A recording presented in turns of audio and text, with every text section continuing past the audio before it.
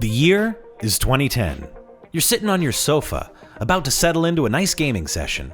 You turn off the brand new Kanye album, My Beautiful Dark Twisted Fantasy, and boot up your Xbox 360. Red Dead Redemption just came out and you're psyched to start some rootin' tootin' cowboy shootin' adventures. Your iPhone 4 lights up as your buddy texts you a picture of the Old Spice guy. Look at your console, now back to me. Now back to your console. It could be a PS3. You roll your eyes, but reluctantly boot up your PlayStation and hop on the new Call of Duty Black Ops. You text back. You do realize that I could be playing Halo Reach or Mass Effect 2 right now. You didn't know it then, but the console wars were about to heat up with the release of the next generation just 3 short years away. The landscape of console gaming just before 2013 was rife with competition.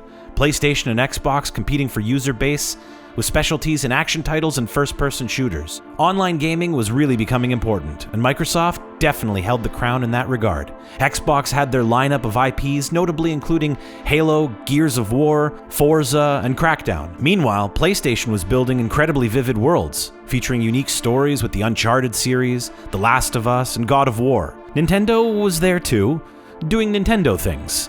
With the Wii. The Wiimote was weird and different, but at the same time loved by many, and arguably pushed Sony and Microsoft to release similar features in the Kinect and PlayStation Move. Classics like Super Mario Galaxy pushed the boundaries in how we think games should look and feel.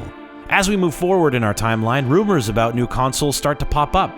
We get rumors of the Xbox 720, PS4, or Orbis, as it was thought to be called, and the early release of the Wii U in 2012. The Wii U aimed to fix issues that the original Wii had, namely the lack of power. The new and improved Wii U was now powerful enough to play titles like Call of Duty, Assassin's Creed, and sports games like Madden. However, Nintendo knows that their strong suit is their in-house games like Mario, Zelda, and of course, Super Smash Bros. Mario or Mario? I suppose it depends on where you are in the world. The problem was that at launch, there was only one hit title, which was the new Super Mario Bros. During the announcement, Nintendo showed a bunch of games that were already available on the Wii and spoke almost entirely about the gamepad, which seemed cool, but not nearly enough to justify a whole new console.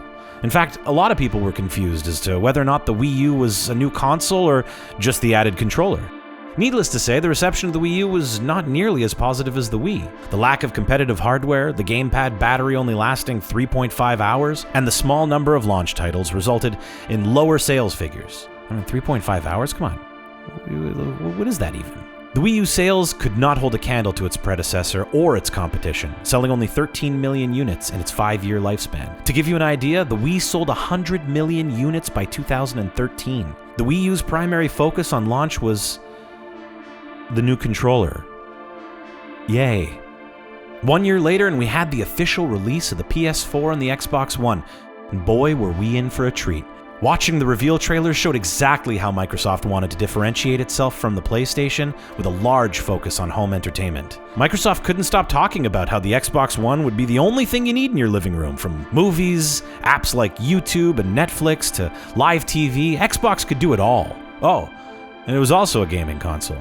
In terms of specs, PlayStation edged out the Xbox in a pretty significant manner, but due to the nature of cross-platform, most games looked similar. Microsoft did catch some flack for not having native support for 1080p on some games, but rather upscaling 720p. Comparing it to PlayStation, which focused entirely on the gaming experience, really set the tone for this generation. We really saw the difference when it came to exclusive titles, not just in graphics, but in the quality of the titles themselves.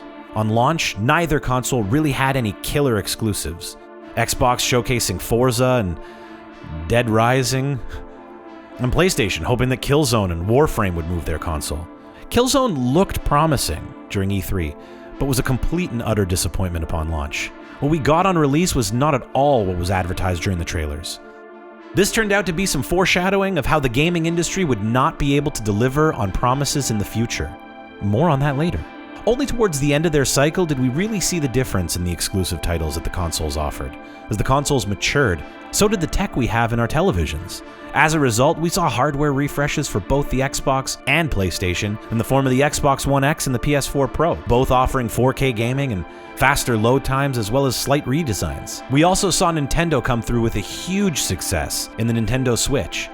This time, they really brought the concept of the Wii U to a polished state, with a device that is portable, easily switches to your TV, and can act as a futuristic Game Boy with solid battery life. It also launched a brand new Zelda title to help push the console. Breath of the Wild is considered by many to be the best game of the decade, and rightfully so. Breath of the Wild is an incredibly detailed open-world Zelda adventure that rivals the legendary Ocarina of Time. Shortly thereafter, they released more of their slam dunk IPs like Smash Bros. And the incredibly successful Super Mario Odyssey. They went on to add the Nintendo Switch Lite, which is a cheaper, handheld-only version that has proven to be very popular, as well as all new Pokemon games. Speaking of games, over the years we've had some incredible gaming experiences. GTA 5 showed us just how vast and detailed the next-gen consoles could be. Battlefield 4 gave us a shooter with massive maps and completely destructible buildings. Games like Metal Gear Solid 5 showed us that games didn't have to take themselves so seriously and could be some of the most fun, wackiest adventures we can have. Uncharted and the Spider-Man game helped PlayStation solidify itself as the king of exclusive IP.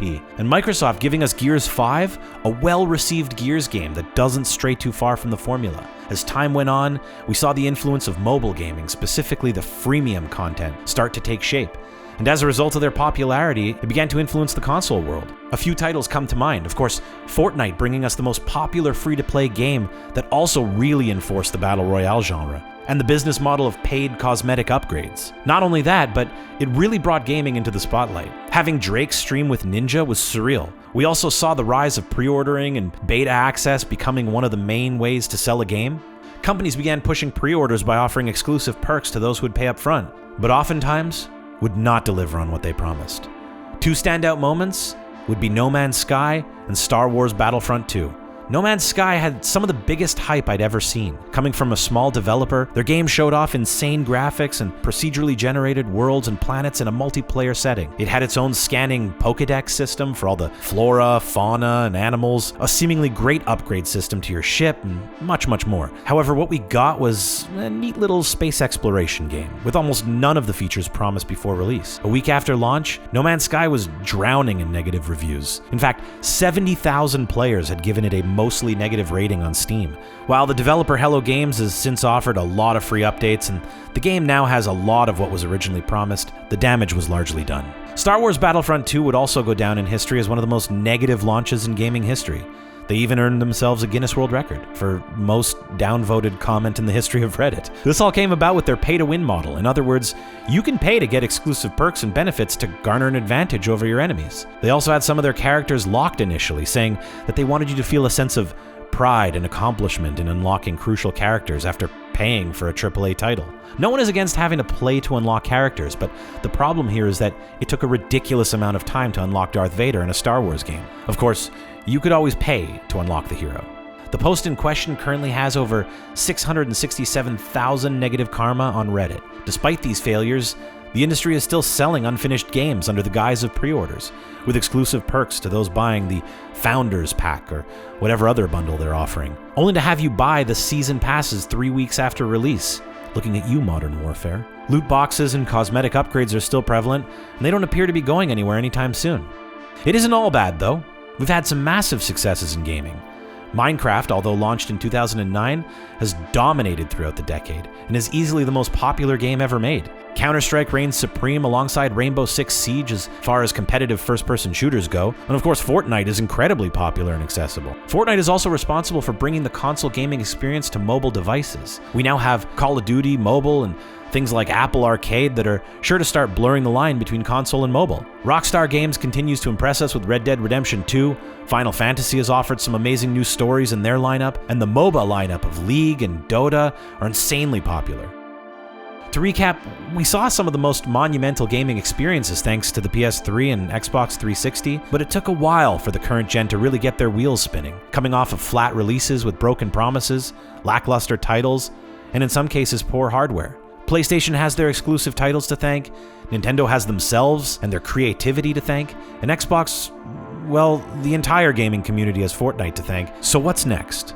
Well, we recently got the announcement for the next Xbox Series X, which aims to kick things off by promising 4K 60 FPS with the ability for 120 FPS, which is amazing. They also announced that the entire Xbox catalog and peripherals are going to be backwards compatible. We saw the next controller for the Xbox as well, which is basically the same but with a share button, but the Xbox One controller already had a share. Anyways, the Xbox controller is already great, so we're happy to see that it's not changing too much. We have some details and rumors about the PS5.